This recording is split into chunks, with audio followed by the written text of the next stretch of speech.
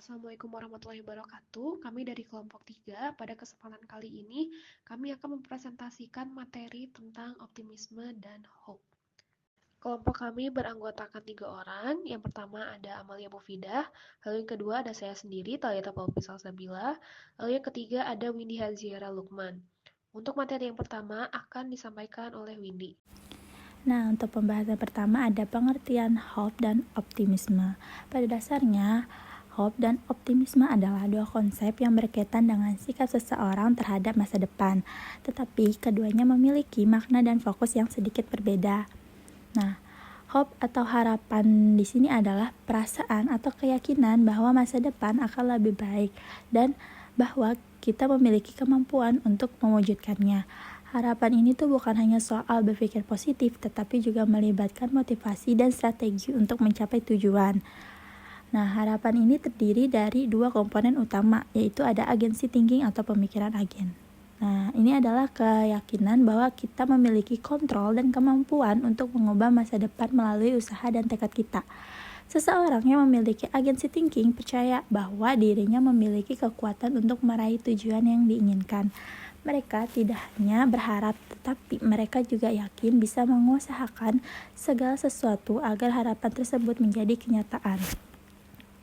Komponen kedua ada pathways thinking atau pemikiran jalur. Nah, ini adalah kemampuan untuk menemukan berbagai cara atau solusi untuk mencapai tujuan, meskipun ada hambatan yang menghadang. Nah, seseorang yang memiliki pathways thinking ini tidak mudah menyerah saat menghadapi kesulitan, melainkan mereka akan mencari alternatif atau jalan lain untuk mencapai apa yang mereka inginkan. Misalnya, jika suatu jalan tertutup, mereka akan mencari jalan lain yang mungkin bisa membawa mereka menuju tujuan yang sama. Nah, selanjutnya itu ada optimisme. Nah, di sisi lain, optimisme ini adalah sikap positif terhadap masa depan. Orang yang optimis cenderung percaya bahwa hal-hal baik lebih mungkin terjadi daripada hal-hal buruk dan bahwa masa depan akan membawa hasil yang menguntungkan, meskipun tidak selalu ada rencana atau strategi yang jelas untuk mencapainya. Optimisme seringkali berfokus pada kepercayaan umum tentang hasil yang baik tanpa harus mendalami langkah-langkah spesifik untuk mewujudkannya. Sebagai contoh, seseorang yang optimis ini tuh mungkin percaya bahwa mereka akan berhasil dalam kehidupan atau pekerjaan mereka, meskipun mereka tidak selalu tahu bagaimana cara menghadapinya atau apa yang harus dilakukan untuk mencapainya. Optimisme lebih kepada sikap mental yang positif, meskipun seringkali tidak memiliki peta yang jelas tentang bagaimana mengatasi rintangan yang mungkin akan muncul. Nah, untuk pembahasan selanjutnya ada karakteristik hope dan optimisme. Nah, yang pertama itu ada berpikir positif. Nah, orang yang penuh harapan dan optimisme ini cenderung melihat dunia melalui lensa positif. Mereka percaya bahwa setiap tantangan atau kesulitan bisa diselesaikan. Bahkan ketika dihadapkan pada masalah yang sulit, mereka lebih memilih untuk mencari peluang dan solusi daripada terjebak dalam kesulitan itu sendiri. Nah, berpikir positif ini membantu mereka tetap bersemangat dan tidak mudah menyerah. Nah, sebagai contohnya, jika seseorang menghadapi kegagalan dalam pekerjaan, orang yang optimis ini atau memiliki suatu harapan ini akan melihat kegagalan tersebut sebagai kesempatan untuk belajar dan mencoba pendekatan yang berbeda. Nah, karakteristik yang kedua itu ada gigih dan pantang menyerah. Salah satu ciri utama orang yang memiliki harapan dan optimisme adalah ketekunan mereka. Mereka tidak mudah putus asa atau menyerah ketika menghadapi hambatan. Nah, sebaliknya, mereka akan terus berusaha dan mencari cara baru untuk mengatasi rintangan yang muncul. Contohnya, seseorang yang optimis dan penuh harapan ini mungkin menghadapi kegagalan berkali-kali dalam mencapai tujuannya, tetapi mereka tidak berhenti mencoba. Mereka memiliki suatu keyakinan bahwa nanti usaha mereka akan membuahkan suatu hasil. Nah, karakteristik yang ketiga itu ada fleksibel dalam menemukan solusi. Orang yang memiliki harapan dan optimisme sangat fleksibel dalam menghadapi suatu yang sangat tidak terduga gitu. Mereka tidak terpaku pada satu cara atau satu solusi saja. Ketika menghadapi hambatan atau kegagalan itu, mereka mampu beradaptasi dengan cepat dan mencari alternatif yang lebih efektif. Nah, misalnya itu jika seseorang yang optimis mengalami kesulitan dalam mencapai tujuan jangka panjang. Nah, mereka itu akan mencoba mencari berbagai solusi atau rencana cadangan alih-alih terhenti karena kegagalan tersebut. Nah, selanjutnya ini ada karakteristik yang keempat, yaitu memiliki motivasi yang tinggi. Orang yang memiliki harapan dan optimisme biasanya memiliki tingkat motivasi yang sangat tinggi gitu untuk mencapai tujuan mereka. Nah, mereka tahu apa yang mereka inginkan dan memiliki dorongan yang kuat untuk mencapainya. Motivasi ini membantu mereka tetap fokus pada tujuan mereka meskipun ada banyak gangguan di sekitar mereka. Contohnya, seseorang yang memiliki harapan mungkin terasa termotivasi untuk terus bekerja keras meskipun hasilnya tidak langsung terlihat. Mereka tahu bahwa dengan usaha dan konsisten, mereka akan menuju kesuksesan. Nah, untuk karakteristik yang kelima yaitu lebih bahagia dan sehat secara psikologis. Nah, kehidupan yang dipenuhi dengan harapan dan optimisme ini seringkali berhubungan dengan tingkat kebahagiaan dan kesejahteraan psikologis yang tinggi. Orang-orang tuh cenderung memiliki tingkat stres yang lebih rendah, lebih mampu mengatasi tekanan, dan lebih cenderung merasa puas dengan kehidupan mereka secara keseluruhan. Orang yang optimis cenderung merasa lebih puas dengan hidup mereka karena mereka melihat sisi positif dan hampir setiap situasi gitu. Dari hampir setiap situasi, bahkan saat menghadapi tantangan, mereka percaya bahwa mereka memiliki kemampuan untuk menghadapinya dengan baik. Nah, selanjutnya yang terakhir itu mudah beradaptasi dengan perubahan. Nah, orang yang memiliki harapan dan optimisme memiliki kemampuan yang baik untuk beradaptasi dengan perubahan. Mereka tidak takut dengan ketidakpastian, tetapi malah melihatnya sebagai kesempatan untuk berkembang. Mereka dihadapkan pada situasi yang berubah. Mereka cenderung tetap tenang dan mencari cara terbaik untuk menyelesaikan diri. Misalnya, jika seseorang yang optimis tiba-tiba harus pindah ke kota baru, nah, mereka mungkin merasa antusias tentang kemungkinan-kemungkinan baru yang bisa mereka temui di tempat yang baru daripada merasa cemas atau takut. Mungkin cukup sekian penjelasan dari saya. Nah, materi berikutnya akan disampaikan oleh Talita. Selanjutnya itu ada aspek optimisme. Martin Seligman menjelaskan bahwa optimisme memiliki 3 aspek utama. Nah, yang pertama itu ada permanence atau keberlanjutan. Nah, ini itu mengacu pada bagaimana seseorang memandang kejadian baik atau buruk dalam hidupnya sebagai sesuatu yang sementara atau permanen. Contohnya misalkan ketika seseorang ini dihadapkan dengan cobaan atau kegagalan. Nah, orang yang optimis itu dia akan memandang suatu cobaan atau kegagalan ini sebagai sesuatu yang sementara, tidak permanen. Sedangkan orang yang pesimis itu memandang cobaan dia atau kegagalan dia saat itu yaitu sebagai sesuatu yang permanen. Jadi misalkan ketika dia gagal, ya mungkin dia akan berpikir saat ini gagal ya akan seterusnya gagal. Sedangkan orang yang optimis itu gak seperti itu. Hari ini gagal, bukan berarti besok akan gagal lagi gitu misalkan. Nah, yang selanjutnya itu ada keluasan dampak. Nah, keluasan dampak ini maksudnya menunjukkan sejauh mana nih seseorang itu melihat suatu kejadian sebagai sesuatu yang mempengaruhi seluruh aspek kehidupannya saja atau hanya terbatas pada satu aspek saja. Misalkan nih, seseorang itu mengalami kegagalan. Nah, apakah seseorang ini akan melihat suatu kejadian itu sebagai sesuatu yang mempengaruhi satu aspek kehidupannya atau hanya terbatas pada satu aspek saja? Kalau misalkan orang yang optimis, dia akan melihat kegagalan ini sebagai kejadian yang hanya mempengaruhi salah satu aspek kehidupannya saja. Nah, sedangkan orang yang pesimis itu akan memandang kalau kegagalan ini sebagai sesuatu yang akan mempengaruhi semua aspek kehidupannya. Nah, yang ketiga itu ada personalization atau personalisasi. Nah, personalization ini berkaitan bagaimana nih seorang ini mengatribusi penyebab suatu kejadian. apakah berasal dari dirinya sendiri atau faktor eksternal. Nah, kalau orang yang optimis itu dia akan menganggap kejadian buruk ini sebagai faktor eksternal nih yang masih bisa diubah. Nah, sedangkan orang yang pesimis itu menyalahkan diri sendiri dan dia menganggap kalau sesuatu kegagalan itu melekat pada dirinya. Yang selanjutnya itu ada dampak optimisme dan harapan dalam kesejahteraan mental. Nah, yang pertama itu bisa mengurangi stres dan kecemasan. Orang yang optimis itu cenderung melihat tantangan sebagai kesempatan untuk belajar, bukan sebagai ancaman. Nah, orang-orang yang optimis ini mereka akan lebih cepat bangkit ketika mereka mengalami kegagalan karena mereka percaya kalau situasi ini itu akan membaik, kalau situasi ini itu akan terlewati. Nah, yang kedua itu ada meningkatkan motivasi dan daya juang. Optimisme itu bisa mendorong seseorang untuk tetap berusaha meskipun mereka sedang dihadapi oleh cobaan atau hambatan. Nah, dengan keyakinan bahwa hasil yang baik mungkin terjadi, mereka ini lebih termotivasi untuk bekerja. Nah, yang ketiga itu memberikan makna dan tujuan hidup.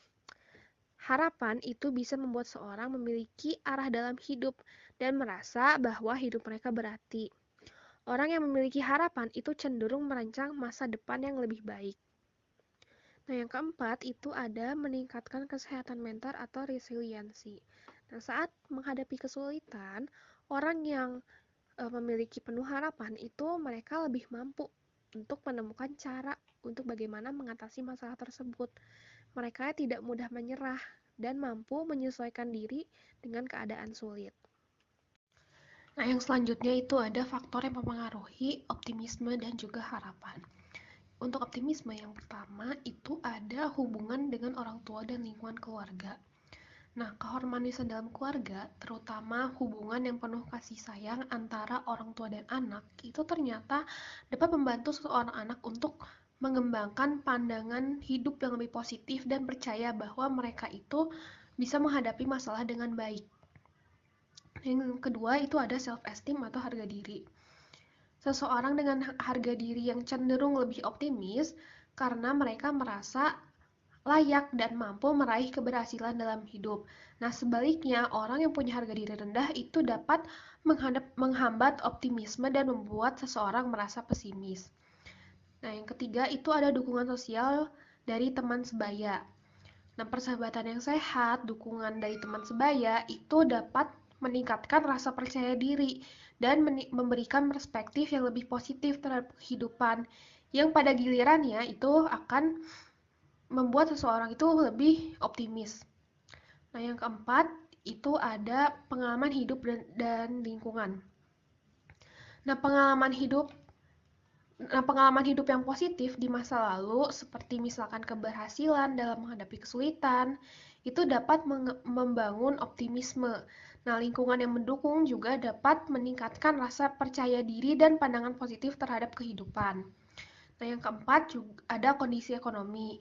Nah, kondisi ekonomi yang stabil atau cukup itu bisa memberikan seseorang rasa aman yang dapat meningkatkan optimisme. Nah, sebaliknya ketidakpastian ekonomi itu bisa menimbulkan ketidakpastian dan juga pesimisme. Nah, yang kedua itu untuk harapan ada keyakinan dan kemampuan diri atau self-efficacy. Nah, keyakinan dalam kemampuan diri untuk mengatasi tantangan dan mencapai tujuan itu sangat berpengaruh terhadap tingkat harapan. Jadi semakin besar keyakinan seseorang terhadap kemampuannya, itu semakin besar pula harapan untuk mencapai tujuan hidup. Yang selanjutnya itu ada lingkungan sosial dan juga dukungan emosional. Nah, dukungan emosional dari orang-orang terdekat seperti keluarga, teman, dan pasangan itu sangat penting dalam membangun harapan. Lingkungan yang mendukung dan memberikan dorongan itu juga dapat meningkatkan rasa percaya diri dan juga harapan seseorang terhadap masa depannya. Nah, terus ada resiliensi atau ketahanan diri. Nah, ketahanan diri ini mengacu pada kemampuan seseorang untuk bangkit kembali setelah mengalami kegagalan atau kesulitan. Nah, individu yang punya resiliensi diri yang baik ini cenderung memiliki harapan yang lebih tinggi karena mereka percaya bahwa mereka dapat mengatasi berbagai rintangan hidup. Nah, yang terakhir itu ada makna hidup dan tujuan jangka panjang. Nah, memiliki tujuan hidup yang jelas dan bermakna dapat memberikan arah yang jelas dan harapan untuk mencapai hal tersebut. Orang yang merasa hidupnya memiliki tujuan yang jelas itu cenderung memiliki harapan yang lebih besar terhadap masa depannya. Baik, melangkah ke penjelasan yang berikutnya itu mengenai strategi untuk meningkatkan optimisme dan harapan. Di sini saya menjelaskan bahwa terdapat 6 strategi. Yang pertama itu ada berpikir positif, yang dimana dalam berpikir positif ini kita melibatkan kemampuan untuk fokus pada aspek baik dari suatu situasi, diri sendiri, ataupun masa depan. Nah, ketika kita berpikir positif, ini juga dapat mempunyai manfaat yang dimana kita dari berpikir positif ini bisa mencari solusi ketika ada masalah dengan solusi yang bijak. Dan juga orang yang berpikir positif itu mempunyai keyakinan yang kuat biasanya. Adapun contohnya itu misalnya ketika kita mengalami kegagalan, maka kita mempunyai pola pikir yang positif. Misalnya dari kegagalan itu kita mengambil kesimpulan bahwa kita bisa belajar lebih baik lagi dari kesalahan yang sudah terjadi. Terus yang kedua itu ada menciptakan lingkungan sosial yang positif. Nah, selain kita berpikir positif, kita itu juga harus menciptakan lingkungan sosial yang positif, yang dimana kita bisa bergaul dengan orang-orang yang sportif, optimis, yang dimana orang-orang itu dapat mempengaruhi suasana hati kita, dan juga hal yang disalurkan itu dapat menular ke diri kita. Dan dengan lingkungan yang positif ini juga itu dapat memperkuat harapan kita. Begitupun sebaliknya, kalau misalnya kita bergaul dengan orang-orang yang kurang baik atau lingkungan sosial yang negatif, maka itu juga akan berdampak yang kurang baik untuk diri kita. Misalnya itu contohnya kita memilih komunitas yang lingkungannya itu positif, yang dimana dalam komunitas itu saling mendukung, terus saling peduli, dan lain-lain. Dalam hal media sosial juga bisa, yang dimana mungkin media sosial yang dapat memberikan kita inspiratif atau dapat memotivasi kita. Oke, yang selanjutnya itu ada menetapkan tujuan yang realistis, yang dimana tujuan yang kita tetapkan itu harus mempunyai arah dan makna dalam hidup. Terus yang keempat itu ada membangun keyakinan diri, yang dimana seseorang itu jika ingin hal itu tercapai, maka dia juga harus yakin akan dirinya sendiri. Dan keyakinan diri ini juga suatu hal yang sangat kuat untuk membangun optimisme dan harapan. Bisa dibilang menjadi fondasi yang paling penting juga ya. Terus yang kelima itu ada mengembangkan kebiasaan positif. Sebenarnya hampir mirip sama yang di atas. Terus ada yang keenam itu fokus pada masa kini dan masa depan.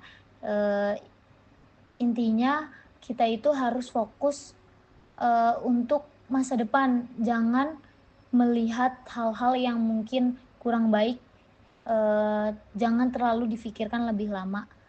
Akan tapi kita harus bisa lebih fokus untuk masa depan yang akan datang gitu.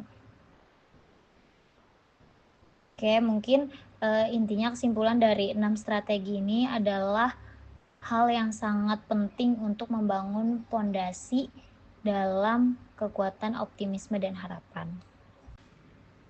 Oke, ke slide berikutnya tentang komparasi mengenai optimisme dan harapan dalam perspektif psikologi dan Islam. Di sini ada optimisme menurut psikologi itu adalah sikap positif yang mencerminkan keyakinan bahwa hasil yang baik akan terjadi. Dan optimisme ini juga berhubungan dengan cara individu memandang situasi dan tantangan dalam hidup. Intinya dalam psikologi ini yang perlu ditekankan itu adalah seseorang yang mempunyai pandangan positif akan hasil yang baik untuk terjadi. Dan kalau menurut Islam ini, optimisme itu diartikan sebagai sikap tawakal, yang dimana tawakal itu adalah berserah diri kepada Allah dan percaya akan segala sesuatu yang terjadi adalah bagian dari rencananya Allah. Intinya dari kedua hal ini itu sama-sama menekankan mengenai pandangan positif terhadap masa depan ya. Terus keterlibatan antara optimisme dalam psikologi dan Islam itu yang dimana psikologi itu lebih fokus pada bagaimana individu itu aktif memandang dan mengatasi situasi, sedangkan Islam itu menambahkan optimisme itu sebagai dimensi tawakal, yang dimana menyerahkan hasil akhirnya kepada Allah dan berusaha maksimal.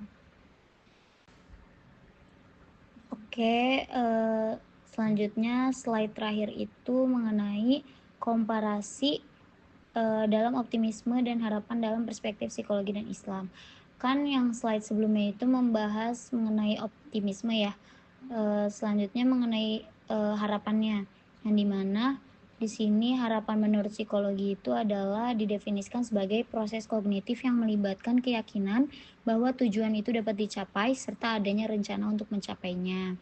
Dan juga dijelasin dalam psikologi itu harapan itu mencakup dua elemen, yaitu keyakinan akan kemampuan diri atau self-efficacy untuk mencapai tujuan, dan adanya jalur atau pathways dengan cara yang diyakini efektif untuk mencapai tujuan tersebut. Sedangkan menurut Islam ini harapan itu tidak hanya berfokus pada pencapaian tujuan duniawi. Kalau menurut psikologi itu mungkin hanya sebatas pencapaian tujuan duniawi saja, tapi kalau menurut Islam itu tidak berfokus pada pencapaian duniawi saja. Akan tetapi juga harapan ini mencakup harapan akan rahmat dan ampunan Allah dan sebagainya. Baik, mungkin di sini kelompok kami juga mencantumkan beberapa sumber referensi yang bisa sama-sama dilihat. Dan mungkin terima kasih atas perhatiannya. Kurang lebihnya mohon dimaafkan. Wassalamualaikum warahmatullahi wabarakatuh.